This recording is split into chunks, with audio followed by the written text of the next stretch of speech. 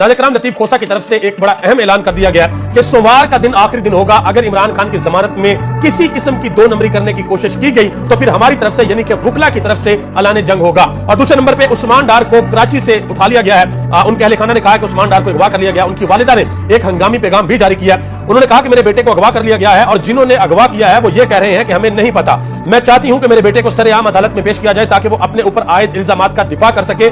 मेरी उम्र को मद्देनजर रखते हुए मेरी इस अपील को सुना जाए। ये उस्मान डार की वालिदा ने पैगाम जारी किया। मैं आपको यहां पर एक बड़ी अहम बात यह भी बताता चलूं कि उस्मान डार के कारोबार को बंद कर दिया गया हुआ है। उनके घर को भी सील कर दिया गया था। उनके घर में घुस के जिस वक्त ये पीडीएम की हुकूमत थी, उनकी वालिदा को, उनके घर की खवातीन को हिरासा किया गया और बाद में ख्वाजा आसिफ ने कहा नहीं जी देखिए जी वो भी मेरा अपना घर है, मैं माफी मांगने के लिए तैयार हूं। अभी भी किसी किस्म का कोई हल्का हाथ नहीं है। उस्मान डार को उठा लिया गया और पूरी कोशिश है कि एक और बंदा है जिसको ढूंढा जा रहा है, उसका नाम है मुराद सईद, के उनको भी ढूंढा जाए। लतीफ खोसा ने कहा है कि सोमवार का दिन जो है वो आखिरी दिन है। अगर इमरान खान की जमानत में किसी किस्म का ताखीरी हरबा इस्तेमाल किया गया तो फिर ऐलान जंग होगा। और उन्होंने यह भी कहा कि ये मुझसे लिखवा ले कि चेयरमैन इमरान खान ना झुकेगा, ना वो झुकने वाला है, ना वो दबने वाला है। और जो बंदा इंटरव्यू कर रहा था उसने आगे से ये पूछा कि खोसा साहब ये जो बातें आप कर रहे हैं इस तरह की बातें तो फवाद चौधरी भी बड़ी किया करते थे। तो लतीफ खोसा ने कहा कि मैं फवाद चौधरी नहीं हूं, मुझे उससे ना मिलवा जाए। आगे आ जाए एक और बड़ी अहम खबर है। समी इब्राहिम ने वो खबर दी है। उन्होंने कहा कि कल के इलेक्शन से 2 बातें साबित होती हैं कि जनरल इलेक्शन फरवरी में भी नहीं होंगे और दूसरा पाकिस्तानियों के दिल से इमरान खान की मोहब्बत नहीं निकाली जा सकती। अब देखें पाकिस्तान में 9 मई के वाकयात के बाद पाकिस्तान तहरीक इंसाफ पे बहुत बुरा क्रैकडाउन किया गया और उसके बाद 3 इलेक्शन हुए हैं। एक पेशावर हरीपुर के अंदर इलेक्शन हुए, पीटीआई ने जीत लिया।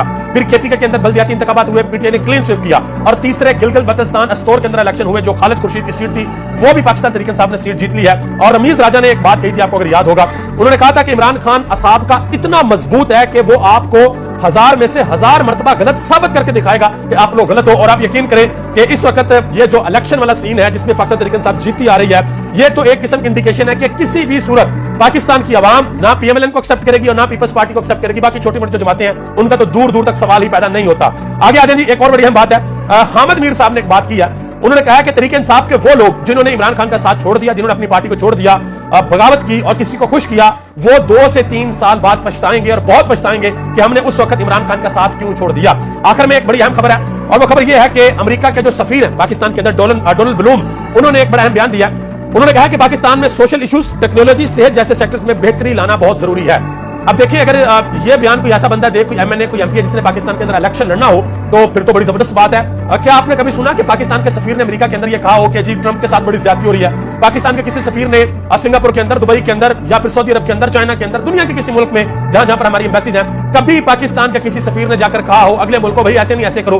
कभी पाकिस्तान का सफीर किसी सूबे के, किसी मुल्क के किसी सूबे के आईजी को जाके मिला हो या उनके सियासतदानों से जाकर उस तरीके से मिल रहा हो जिस तरीके से जनाब मोहतरम इज्जत माब डोनाल्ड ब्लूम साहब पाकिस्तान के अंदर मिल रहे हैं, कभी मरियम नवाज को मिल रहे हैं? और सबसे बड़ी बात है कि हमारे चीफ इलेक्शन कमिश्नर को मिले जिनका कोई दूर दूर तक वास्ता नहीं है उनसे मिल रहे हैं। और अमेरिका कह रहा है जी हम यहाँ पे पाकिस्तान में साफ और शफाफ इंतखाबात चाहते हैं, ये अमेरिका चाहता है। और दूसरी तरफ अब साफ और शफाफ इंतखाबात का मतलब है कि इमरान खान, और दूसरी तरफ अमेरिका किसी भी सूरत इमरान खान को नहीं चाहता कि इमरान खान की सूरत आगे ना आए, क्योंकि ये वो बंदा है जो पूरी दुनिया के सामने मुंह फट के कह देता है जी एब्सोल्युटली नॉट। ना ये किसी से डरता है, ना ये किसी के आगे झुकता है, ना ये किसी की बात मानता है। ये स्टेज पे खड़े होकर कह देता है कि क्या हम तुम्हारे गुलाम हैं कि जो तुम कहोगे वो हम कर लेंगे? तो इमरान खान तो किसी भी सूरत अमेरिका को मंजूर नहीं। और ये बात पाकिस्तान क्या दुनिया का बच्चा जानता है जिसको पाकिस्तान की पॉलिटिक्स के बारे में थोड़ा सा पता है और जिसको यह पता है कि अमेरिका ने दुनिया में तकरीबन 60 से ज्यादा मुल्कों के अंदर रजीम चेंज की है, उन्होंने हुकूमतें चेंज की है, क्योंकि अमेरिका यह समझता है कि अगर किसी मुल्क के अंदर कोई ऐसी हुकूमत है जो कि अमेरिकी मफादात से टकरा रही है तो वो क्या करते हैं, वो बंदों को खरीदते हैं। बिल्कुल उसी तरह से जिस तरीके से पाकिस्तान में सिंध हाउस के अंदर मंडी लगी, वो बंदों को खरीदते हैं और हुकूमत को गिरा देते हैं और अल्टीमेटली वो अपना फायदा सोचते हैं। वो मुल्क के अंदर, जिस मुल्क के अंदर हुकूमत गिरानी होती है, वहां से सिर्फ पपट्स को पकड़ते हैं, उनको इस्तेमाल करते हैं, इस्तेमाल करने के बाद फिर टिश्यू पेपर से भी ज्यादा बुरी हालत उनकी होती है, उनको फेंक देते हैं, उनको मुंह भी नहीं लगाते।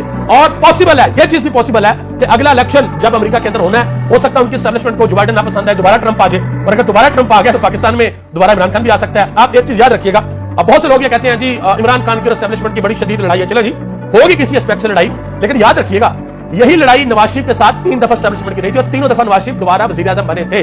सो भाई पाकिस्तान में कुछ भी हो सकता है, उम्मीद रखें आप। आपका बहुत बहुत शुक्रिया। पाकिस्तान जिंदाबाद।